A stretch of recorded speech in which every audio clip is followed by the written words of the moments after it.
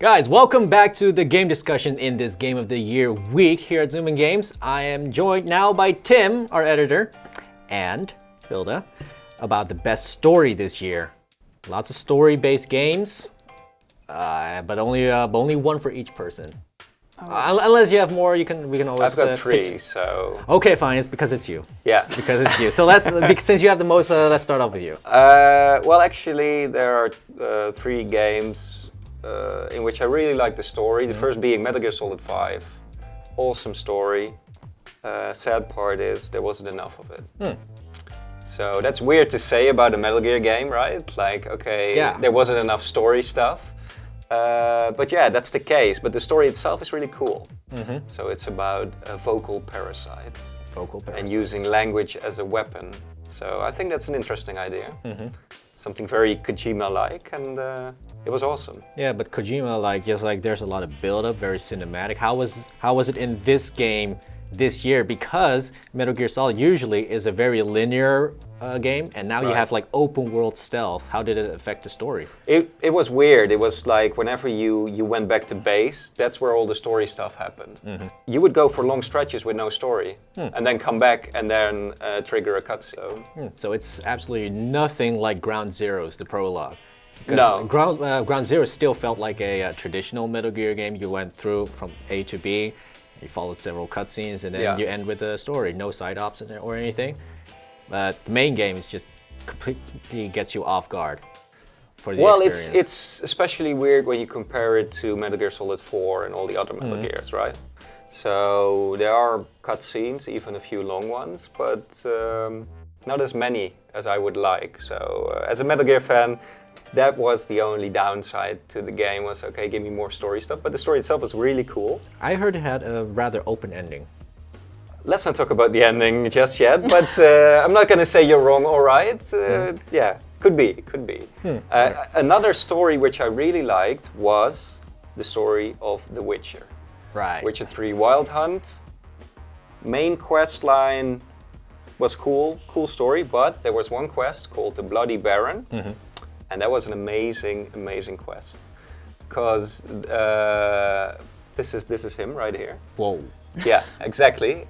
And he is like a really bad guy. So he basically beats up his wife leaves him, all this stuff. And this basically really shows the dark side of The Witcher, I think. So it's very open-ended, it's very gray, you know, it's like he's a bad guy, but he's also kind of good, and which is a really cool, small little story. All right, so for morality, it was a very interesting part of the overall experience. Yeah. All right, cool. Making choices was a big thing in one of the games that I really liked this year, Until Dawn. Making choices Until Dawn. I just can't think about it anymore. Why not?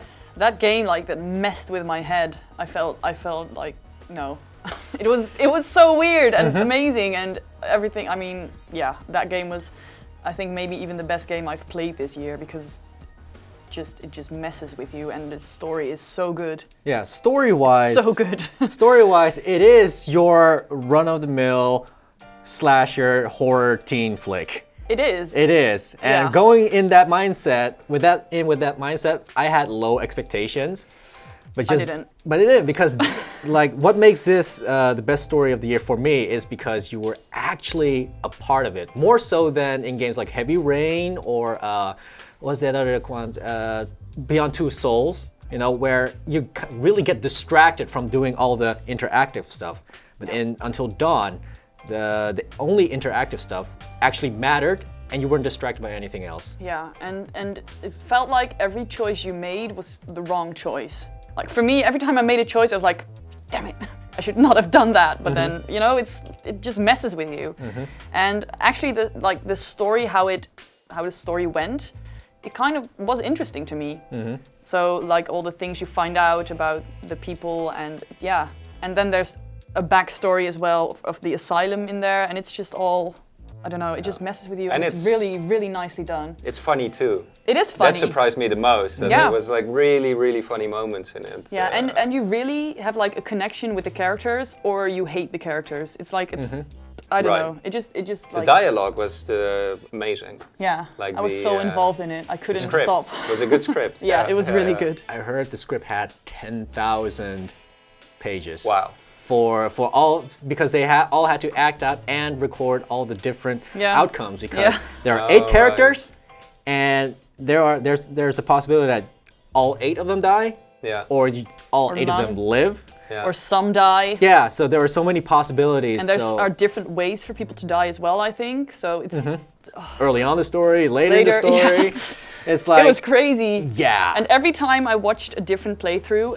people made different choices, and that's what I liked about it. Like I played it together with my boyfriend, and we made the choices together. And then when I watched someone else's gameplay, I'm like, why would you choose that? What's wrong with you? You know, it's like it's a really fun game to watch and play. The only thing that I really hated about it was having Emily? to keep the controller. Yeah. Emily, no. And him. No, see, He's the funny guy. I hate that Yeah. guy. yeah, Emily had pretty decent character development for me. I hated Ashley the most. She You're was so weird. dull. She was so boring. Yeah.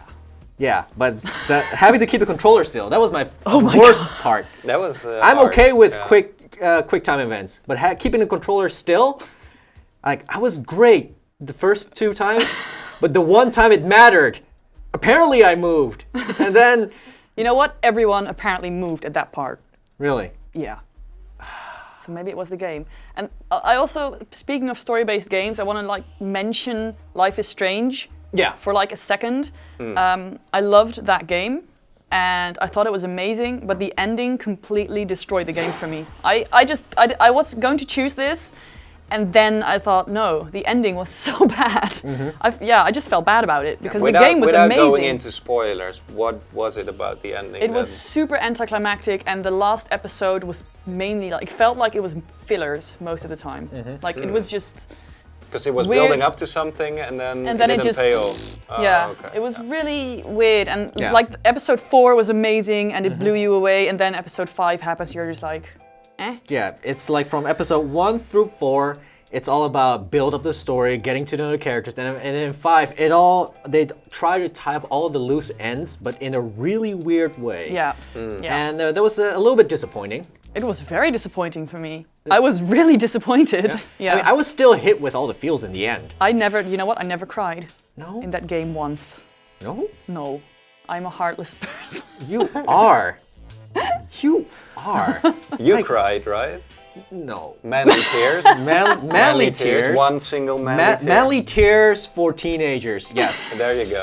Yes. So let us know in the comments below if you think Hilde is also a heartless person, if manly tears are cool, and what your best story was in games in 2015. Stay tuned for more discussions.